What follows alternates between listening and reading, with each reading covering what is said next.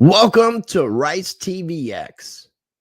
On today's Rice Report, we're going to look into the history of money and banking in the United States of America.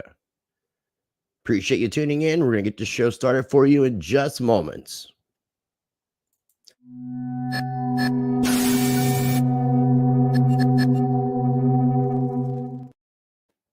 Now, if you're going to be watching this on replay, I would say fast forward to about the 3.5 minute mark. Going to be playing a couple quick messages from the sponsors of Rice TVX and then a quick channel advertisement. Information is going to be down below in the video description for the sponsors of Rice TVX, Presearch, Monarch, and BitSwap DEX. BitSwap is the hottest new way to trade tokens. Crawling all the top decentralized exchanges, BitSwap will get you the very best price and value for your trades. BitSwap is changing the game. Try it now at bitswapdex.com.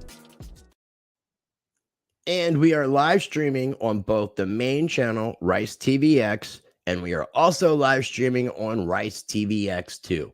Make sure you are subscribed to both channels. You can find links in the video description for either or channel. Make sure you are subscribed to both.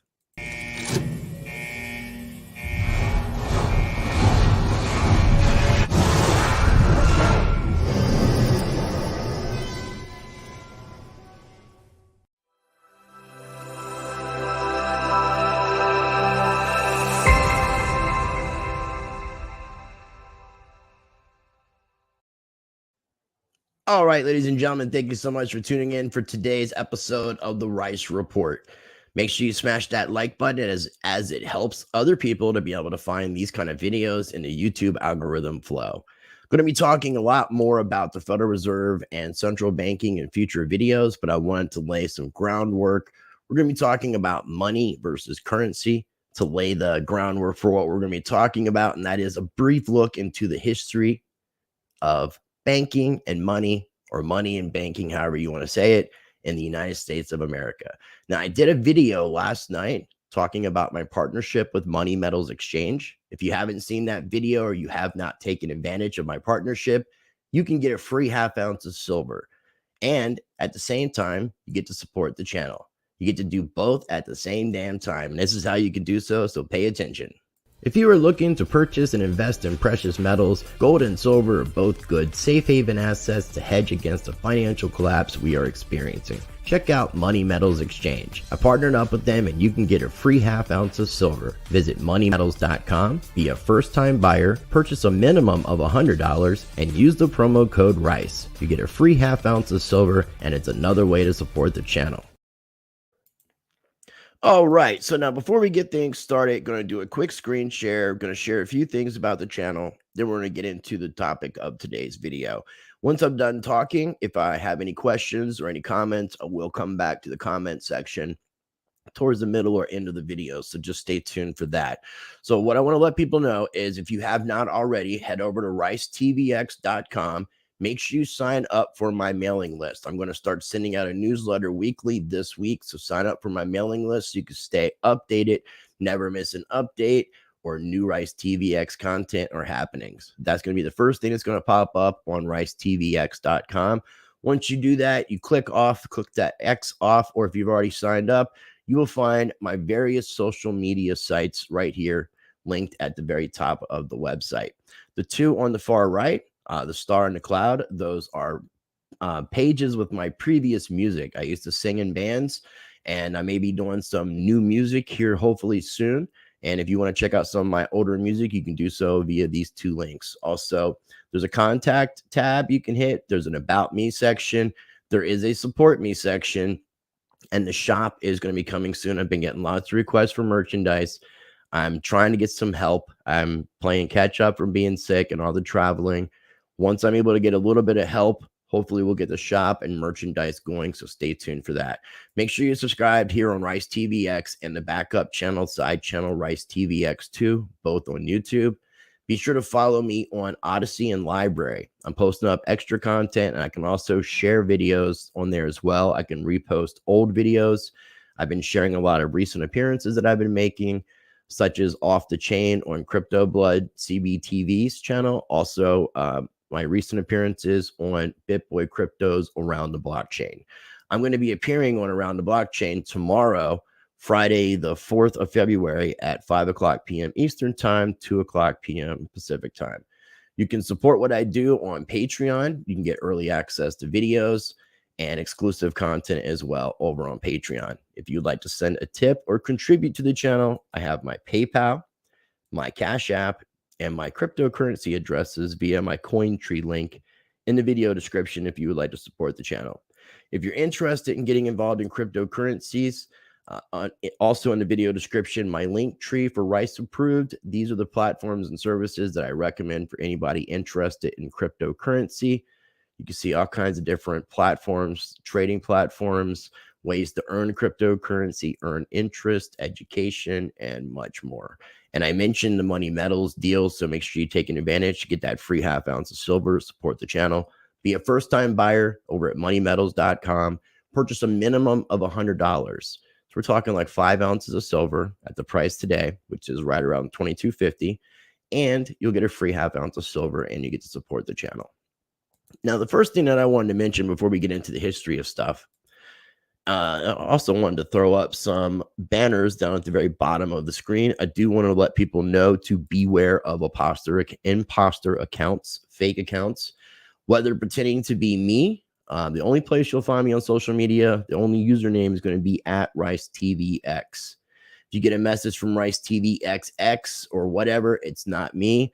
If someone like myself is claiming to be myself, sending messages to you, emails or direct messages, asking for money, asking for cryptocurrency, asking you to get involved in some investment scheme or pyramid scheme, that is not me. I will not do that. And most of the time, the other content creators that I work with, they're not going to be doing that either. So I encourage you to report those accounts. I'm not going to do it. And I think most people know how I interact and the values and morals that I represent. So I hope that you would recognize an imposter account and report them. So I just had to do that public service announcement, and I will throw that up throughout the video. If you're interested in getting some cryptocurrency consulting, you can do so by emailing me at ricemediagroup@protonmail.com. And you could put consultation in the subject line. These are my prices for hour and half hours. And I'm also doing group rates, so you can inquire via email. Or if you know my social media contact, you can hit me up via DM. And obviously, make sure you're signing up for the mailing list over on ricetvx.com. Okay, now the first thing that I wanted to mention, and I'm just going to go ahead and go full screen with this so that it's a little bit easier for everybody to see and focus on what's important. All right, so, and again, I will go to the comment section towards the middle or end of the video. So what we have right now is America's national debt is surpassing 30 trillion for the first time. Originally, I wasn't even going to include this, but it makes every bit of sense to include it because this is the highest amount of debt that we've ever achieved in the United States. And we've actually achieved this ahead of schedule based off of estimations on some economists. They were thinking this would be about 3 years out, and we've already hit over $30 trillion in debt. If you were to go over to the usdebtclock.org, you will see the national debt is over $30 trillion. I mean, this is an insane figure. You can see the debt per citizen, the debt per taxpayer, federal spending, et cetera, revenue. There's a lot of information on the US debt clock, constantly changing, but I definitely encourage you to check it out. Even check it out on a daily basis, and you'll see how these numbers change and fluctuate and just grow over time. Very scary indeed, and a really quick fact based off of that, and I do not have this linked in the video description, but something that I wanted to share was the first and only time our nation has been out of debt was under President Andrew Jackson, who was able to cut debt to zero. The War of 1812 more than doubled the nation's debt, and it increased from 45.2 million to 119.2 million by September of 1815. The Treasury Department issued bonds to pay a portion of the debt, but it was not until Andrew Jackson became president and determined to master the debt that this national curse, as he had deemed it, was addressed. So that's the first and only time in the history of the United States that we've had our debt completely paid off, zero debt, under Andrew Jackson, who was against central banking. He was definitely a strong proponent against central banking. I think he was pivotal in ending the second Bank of the United States, if I'm saying that correctly. The time of prosperity was short-lived as state banks began printing and offering easy credit, and land value dropped. So unfortunately, no matter what Jackson did, the debt seemed to be an issue, but he paid off the debt, and I think that's something that people should know and should remember. Now, I wanted to talk a little bit about money versus currency, and this comes from goldsilver.com. This is Mike Maloney's company and website. Mike Maloney does a series that I talk about in various videos called The Hidden Secrets of Money, and I always encourage people to go and check that out. I do have the first video of the series linked in the video description. It's a 10-part series currently that had come out over a couple years. Very interesting information, very educational, especially if this is a subject that interests you and one that you want to learn more about. But just to kind of get into a little bit of simple things in regards to currency versus money. It's shocking that this critical piece of knowledge about investing is not known by most people. What if we told you that those dollar bills in your pocket were not money? Well, they're not. The dollars in your pockets are the national currency of the United States, and there's a big difference between currency and money, and that affects your financial future. There's a really cool little story about how it all began with the Goldsmith Story. I encourage you to check this out. These will be linked down below in the video description. The rest of what I share will be linked down below. And I definitely encourage you to do a deeper dive and look into all this information in all its entirety. So you'll see this little graph chart. Well, what's the difference? Money is all of the below plus a store of value. This means money is able to be saved for long periods and retrieved at a later time with its purchasing power unchanged. So money would be things like gold and silver. And our Constitution of the United States recognizes gold and silver as money. Things like dollar bills, debt instruments, these are not money. These are forms of currency. They are a medium of exchange. They're both. In fact, they're both medium of exchanges, units of account, durable, divisible, portable, fungible. But the difference is a store of value. Some people talk about Bitcoin being a store of value.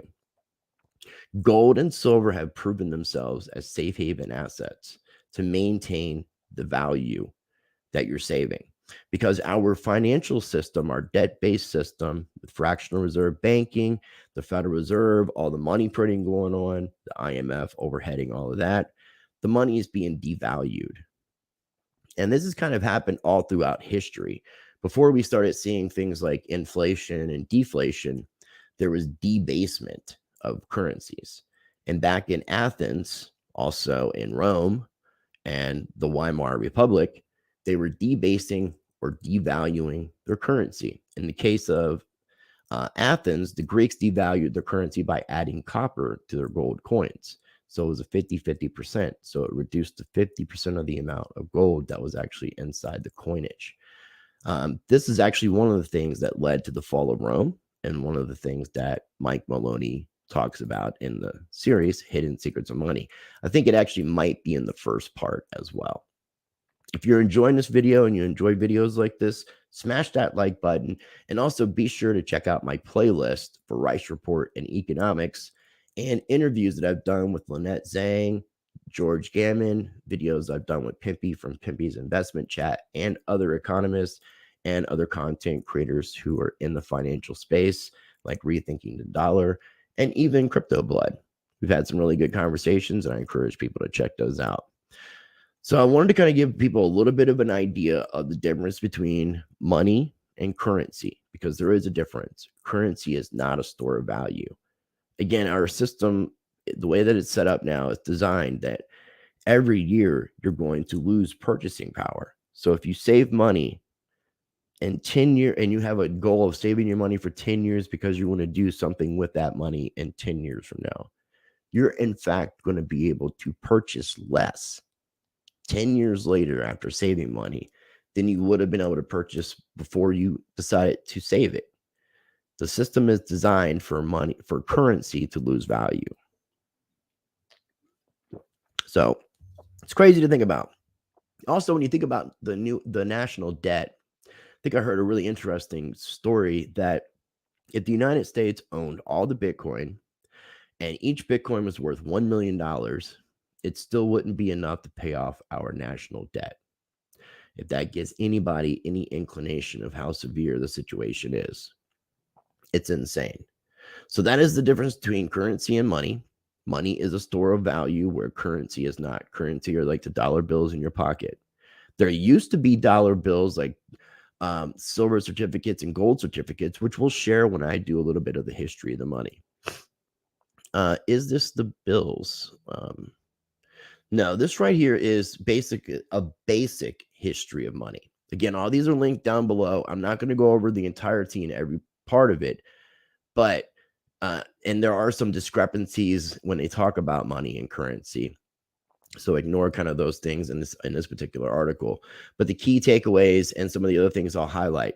Money conveys the importance that people place on it. So we are the ones who give value to anything, even gold and silver, anything that has value.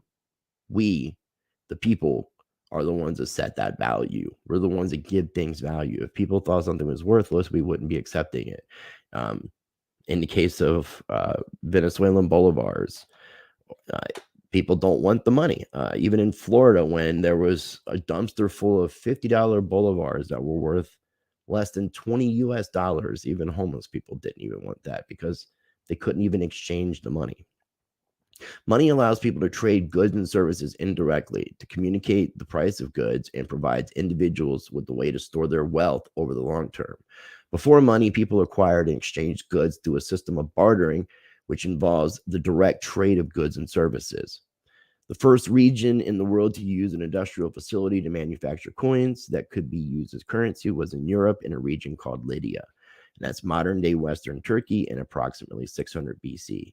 The Chinese were the first to devise a system of paper money in approximately 770 BC. So there's a lot more valuable information that you can read. The transition from bartering to currency, China creating the modern-day coin, the first official currency being minted in Lydia, the transition to paper currencies, the emergence of currency wars, mobile payments, virtual currencies, and the bottom line. And the next article that I wanted to share comes from Insider, and it's a history of money. It's a brief look at American currency. I thought this would be kind of interesting to show a few different things about American history, going over some of the various different currencies that we've used. First of which was between 1775 and 1790, and that is the Continental Congress. This is a picture of it, and it was used to finance the Revolutionary War. The Continental Congress issued paper money backed by the anticipation of tax revenues. It was the first federally issued paper money without solid backing and easily counterfeited. So these were not backed by gold and silver. These were just paper certificates that were backed by the anticipation of tax revenues. We had silver coins from 1792 to 1863, and then gold coins from 1795 to present. With silver and gold, Congress passed the first Coinage Act in 1792, giving the United States Mint responsibility for creating coins for public use.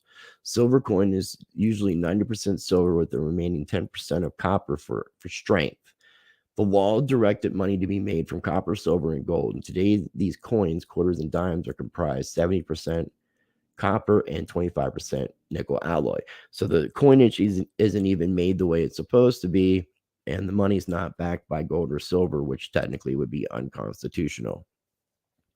And I've talked a lot about gold and silver, and I do encourage people to diversify and protect themselves. So take advantage of that partnership with Money Metals. As you heard at the beginning of the video, watch the video I did last night about Money Metals, about protecting and diversifying yourself.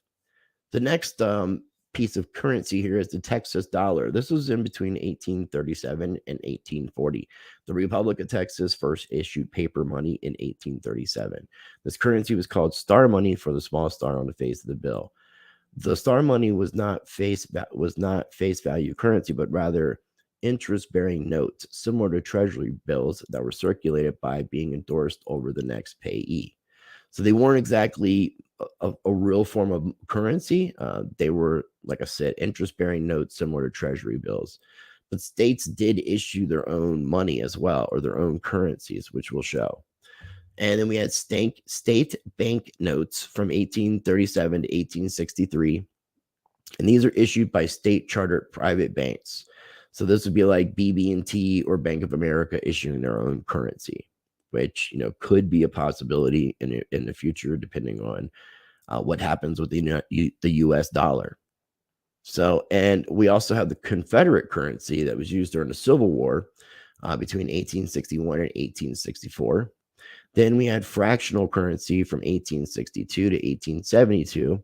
It's also referred to as paper coins or shenblasters, as the quality of the paper was so poor that with a bit of starch, it could be used to make paper mache, like plasters to be used to treat wounded legs. Excuse me. And that was introduced following the outbreak of the Civil War. Fractional notes that were used between 1862 and 1876 and issued in 3, 5, 10, 15, 20, 25, and 50 cent denominations. And it was used to provide change at the time when people were hoarding gold and silver.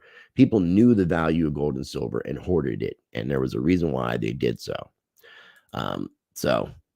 Keep that in mind. You could definitely learn a lot from history. Then we have demand notes from 1861 to 1917. To finance the Civil War, the U.S. Treasury issued paper money for the first time in the form of non-interest-bearing notes, popularly called the greenbacks due to the distinctive green ink. The United States government placed demand notes into circulation and used them to pay salaries and expenses incurred during the Civil War. Then we had national banknotes. I'm not sure what the dates are there. It's kind of screwed up, like going through 1935. Backed by United States bonds, these notes were issued by national banks and chartered by the United States government. State banks issued their own notes prior to the Civil War, but in 1863, the National Banking Act established a system of national banks. So this is similar to banks issuing their own form of currency, but this was backed and supported by the United States government. And I mentioned gold certificates. I don't know why I can't talk. Gold certificates and silver certificates. First authorized in the United States government, gold certificates were first printed in 1865, backed by gold coin and bullion deposits. So you can actually take these particular bills and exchange them for the said gold or silver at the rate of $20.67 per ounce was established by the Coinage Act in 1834. And that was up until the United States confiscated gold when they forced United States citizens to sell gold in 1933, I believe, is when that was. Actually, it says right here, the Gold Reserve Act of 1933 required the surrender of all gold certificates, including physical gold, rendering them obsolete. However, it's legal to collect them today as restrictions were removed in 1964. And silver certificates act the same. You could go to a bank and exchange for silver. So I have a few of both of these notes. I find these to be one of the most sound form of money the United States had. Even though the money was supposed to be backed by gold and silver, these were actual silver and gold certificates. And then last but not least, the Federal Reserve banknotes, which were from 1913 to 1935, and then the Federal Reserve notes from 1913 to present. And Richard Nixon took us off the gold standard in 1971, officially making the dollar backed by nothing, zero. They say it's backed by the faith of the American government, but it's also backed by the might of the military as well, is another way I would put it. Okay, so the next two articles have a little bit of a confliction. And the confliction has to do with the number of central banks in the United States that took place. This particular website, stopprintingmoney.com, and the Learn History of Money and Banking has where the Federal Reserve would be the fourth attempt at central banking in the United States. And I'll share that in a minute. The other article has it as the third. And there is some argument to that, and I'll explain what the argument's about. This article is a great article. I definitely encourage you to check it out and look at it in its entirety. It talks about fractional reserve banking, central banking, monetizing debt, and so forth, the history of money and banking. So the first real bank that we're aware of in history as we know it is the Bank of Venice, the Venetians. And this would have come from a word that rhymes with Venetians, the Phoenicians. So they were the Phoenicians are from the Babylon Samaria era and time and area and era, and are thought to be the ones who created a lot of the alphabet, the monetary systems that we utilize, and a lot of other things that we utilize. So the banks of Venice were an extension of Phoenicia. And so I find that to be interesting. And I'll talk about the occult commerce. Then we also had the Bank of Amsterdam, the Bank of Hamburg, and then the Bank of England. Then the Rothschilds. So Mayor Amschel Rothschilds was from 1944 to 1812. He's the one that said, "Let me issue and control a nation's money, and I care not who writes the law." It's a very famous quote. And so we go into America and central banking, and I'll do a comparison here in just a moment.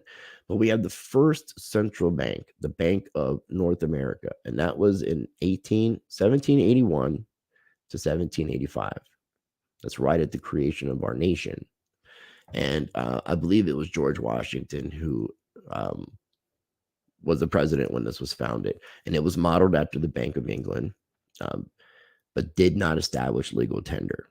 And that might be some of the argument that some people have. So that's the first central bank. The second central bank is the Bank of the United States in 1791 to 1811. Jefferson argued against the constitutionality of a central bank, but George Washington eventually sided with Alexander Hamilton, and the Second Central Bank of the United States was granted a 20-year charter in 1791. It goes through the history of what happened with that. But ultimately, these attempts at central banking ended up a failure and ultimately were replaced with different charters until we got to the Federal Reserve. And that was a big battle in history that gets covered up. And I encourage people to check out the book Creature from Jekyll Island from G. Edward Griffin, or the book, I think it's called The History of Banking and Money in the United States by Murray Rothbard. Excuse me.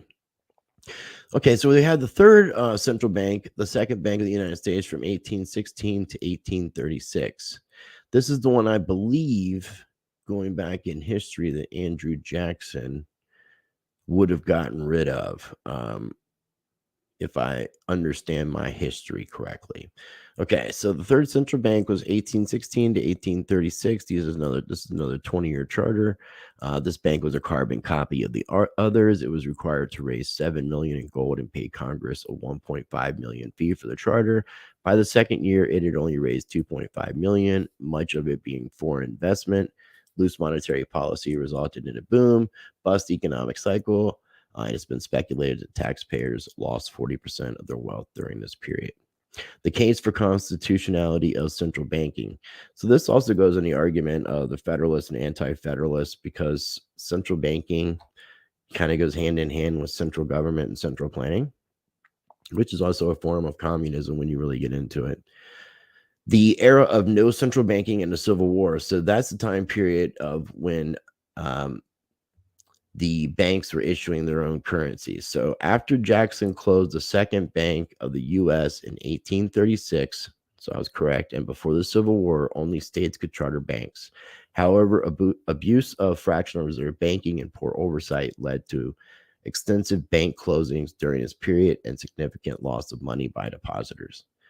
So there's been a really crazy banking history in the United States. And this is one of the reasons why I wanted to cover this, because some people don't realize that we had a first central bank, the Bank of North America, the second central bank, which is the Bank of the United States, the third central bank, the Second Bank of the United States, and then the fourth attempt, which is stuck longer than any of the others since 1913, the fourth central bank, the Federal Reserve.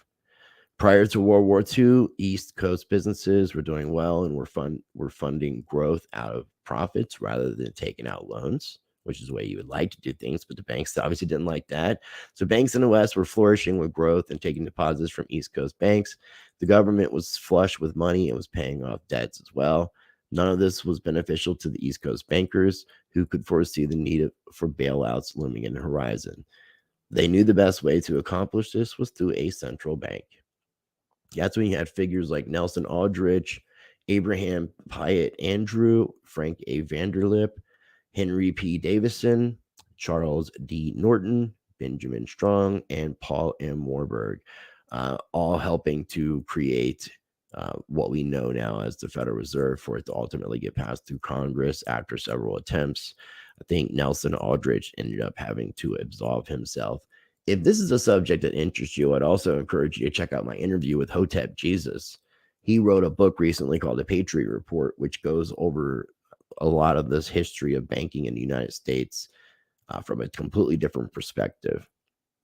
So then we have the Great Depression information, results of the Fed as a central bank, and then the crisis of 2008. So this article, stopprintingmoney.com, has a wealth of information. Now here's where you'll get a little bit of conflicting information. This comes from the Federal Reserve, and this is the Minneapolis branch, and it's a history of central banking in the United States. So they say a new nation, 1775 to 1790. Talks about the Continentals, but doesn't necessarily mention here the bank that is mentioned first in the United States, which is the Bank of North America. So that's between 1781 and 1785. Here, that's the time period it would be, but it's not listed. So what they have is the first Bank of the United States. So they're not including the other one, which is again the Bank of North America, which is the first central bank, the first technical central bank. I don't know if the argument was because they didn't establish legal tender. I'm not sure what that argument is, but some people look at the Federal Reserve as a third attempt, and I'm calling it the fourth attempt based off actual history. But the rest of the information pretty much coincides. But I wanted to show you these two parallels because what's written on the Federal Reserve website doesn't include information that should be included, and that would be between 1781 and 1785, the first central bank, the Bank of North America, which is not mentioned at all. So just showing you where sometimes people omit things from history, unfortunately. Then we had the second Bank of the United States, then the free banks, which is where the banks were issuing their own money, their own currencies, national banks, which had to do with the government being involved with the national banks. The panic in 1873, 1893, and 1907, which is laying the groundwork for the Federal Reserve Act, which took place in 1913 and ongoing to present.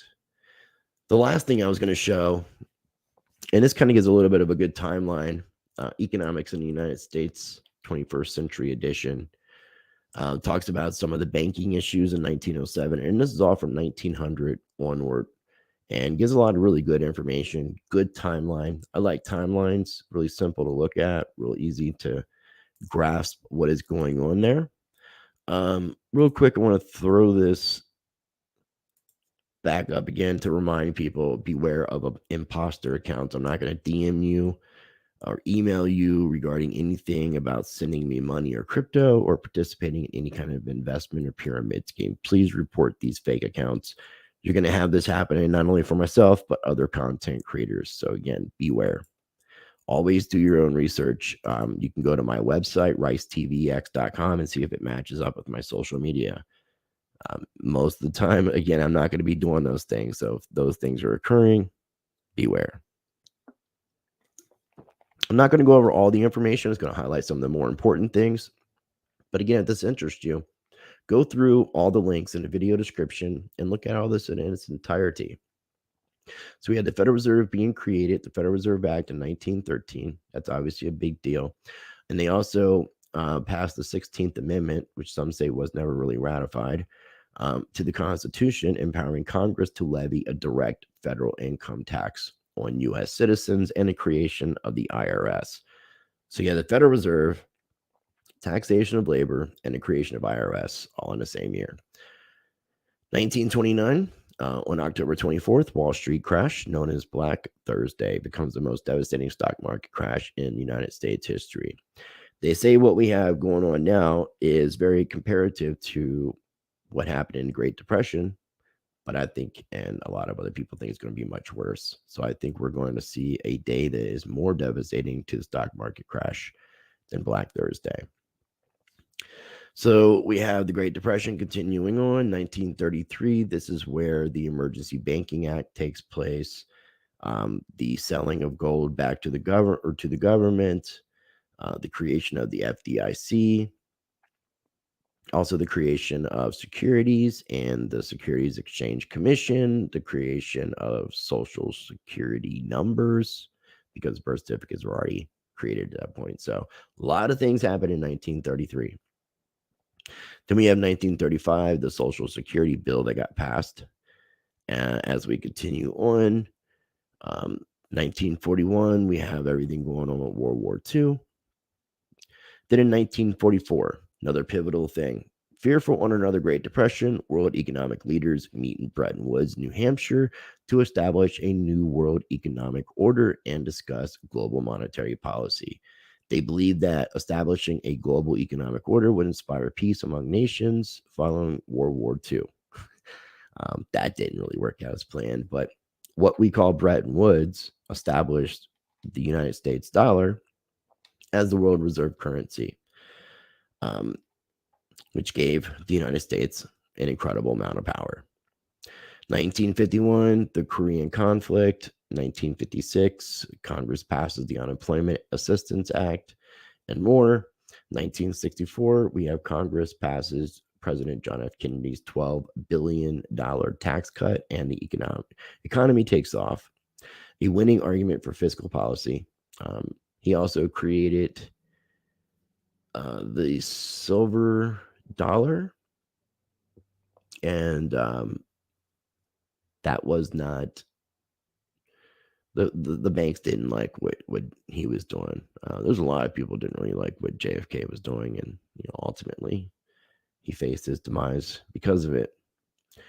Unfortunately, then President Lyndon B. Johnson took over, signs a landmark amendment to the Social Security Act, creating Medicare and Medicaid, and undid a lot of things that JFK did. 1971, this is in response to public furor over rising food prices. The Nixon administration imposes wage and price controls to curb inflation. Although inflation is initially halted, it shoots up when controls are removed. And the same time period is when Richard Nixon took us off the gold standard, and the United States dollar was no longer backed by gold or silver.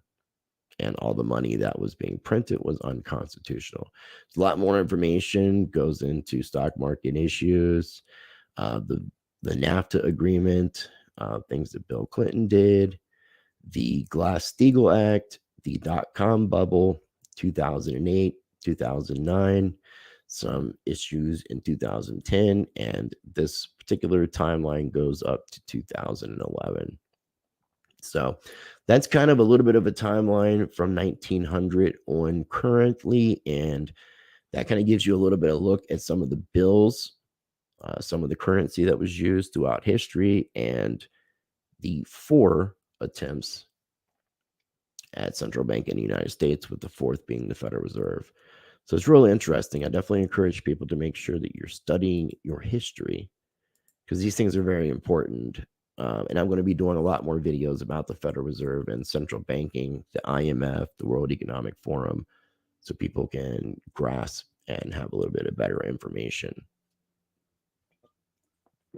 All right, we're going to get ready to wrap things up. But before I do, make sure you smash that like button. If you're not subscribed already, make sure you subscribe. We are live streaming on Rice TV X and Rice TV X2 as 2 channels on YouTube. Make sure you subscribe to both. Links are in the video description. And let me go ahead and see what people are saying in chat. Again, I appreciate everybody for tuning in. I greatly appreciate everybody for being here with us tonight. I'm going to be going live tomorrow again, 5 o'clock p.m. Eastern Time on BitBoy Crypto for Around the Blockchain. And then 7 o'clock p.m., going to be live on Rice TVX and Rice TVX2 for the newest episode of Crypto Rewind, covering the last week in crypto with my co-host Satoshi Sean, and our guest is going to be Litecoin Lisa Davis. So she will be joining us tomorrow at 7 o'clock p.m. here on this channel. Michael, appreciate you tuning in. Thank you so much. Johnny Midas, thanks for tuning in from Palm Desert, California. Miss Space Cake, how are you doing? We're going to get you some shirts, I promise. Let's see here. Proper Persona, thanks for tuning in. Sherry Ives, fungible and yummy. Andy Lee, thanks for tuning in. TPA, what's going on, my friend? Thanks for watching tonight, man. I appreciate it, and I'm glad you made it.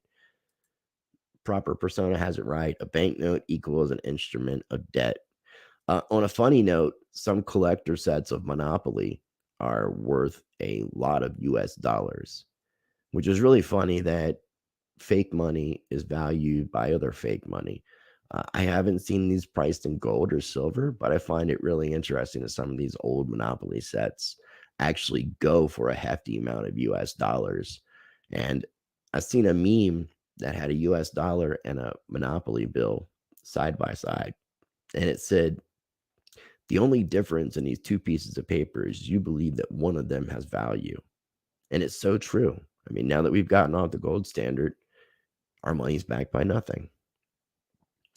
Let's see here. I got some spammy stuff going on. I'm going to have to block this user.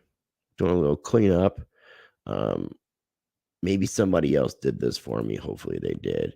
Renee, good to see you in the house. Thanks for joining. Gulag, thank you so much. Under the cover of CVD, they were able to print 65% more money to keep this thing afloat.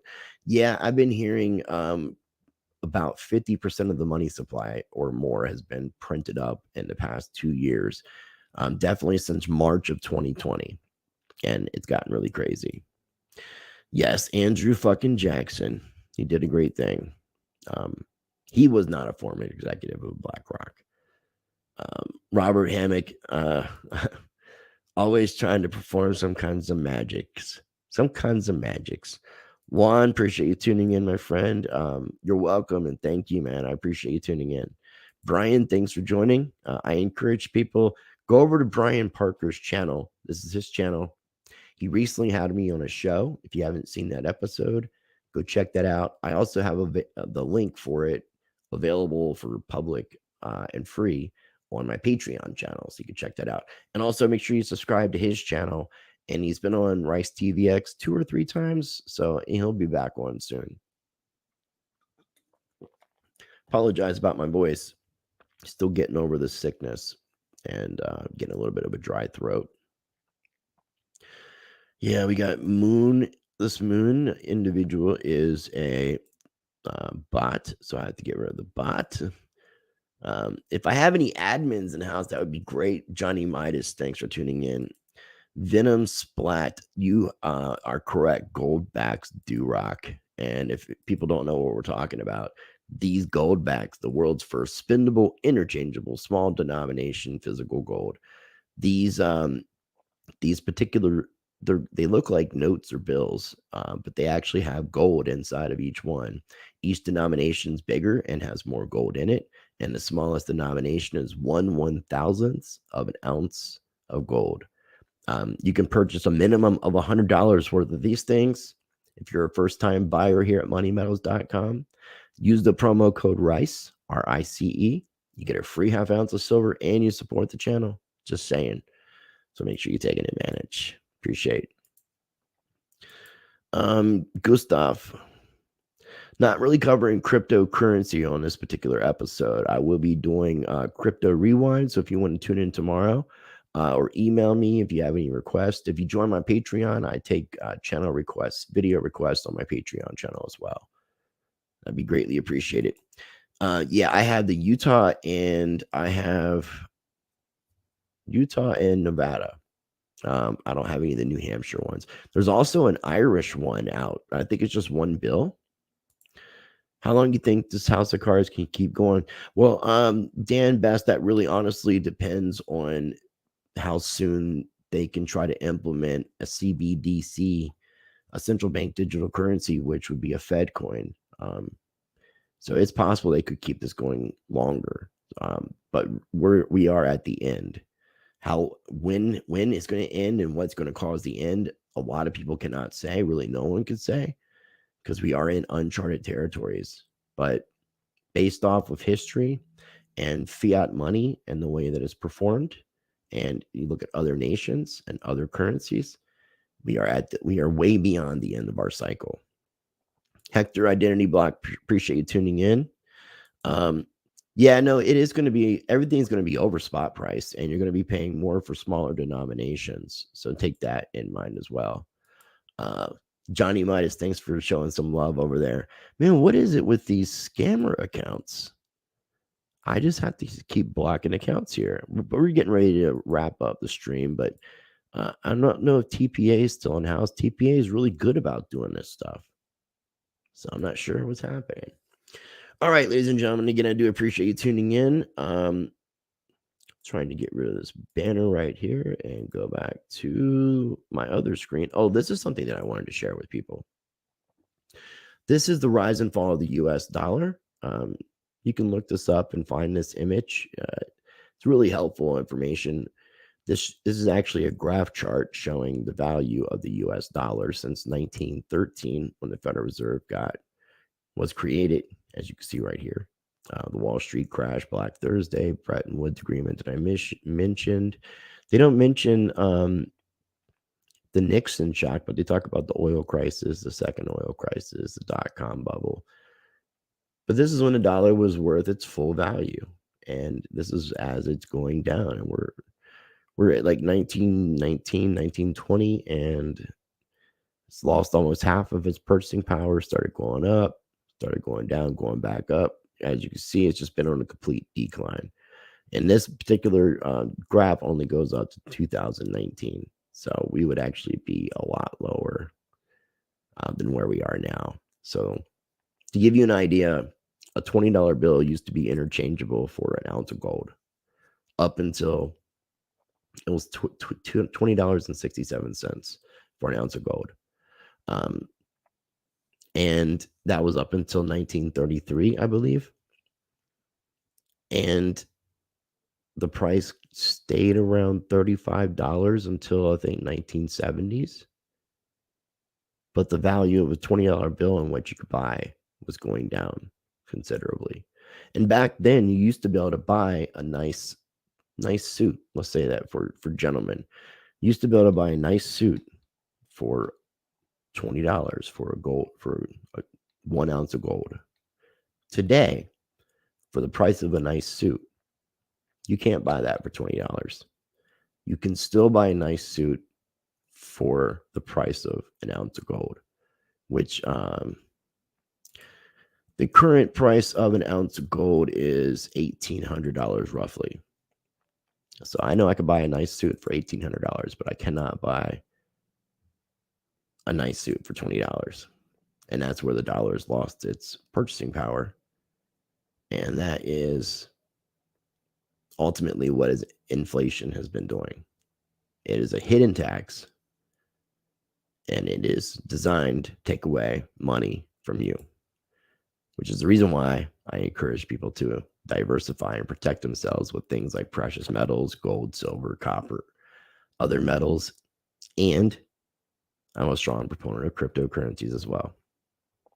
So again, on Friday, the 4th, tomorrow, I'm going to be going live on BitBoy Crypto for Around the Blockchain, 5 o'clock p.m. Eastern Time, and then 7 o'clock p.m. Eastern Time here on Rice TVX and Rice TVX2 for Crypto Rewind with Satoshi Sean and our guest, Litecoin Lisa. So be sure to tune in. Thank you for watching tonight. Smash the like button. Make sure you subscribed. And I will leave you with this. Be blessed. Be the change. Practice change.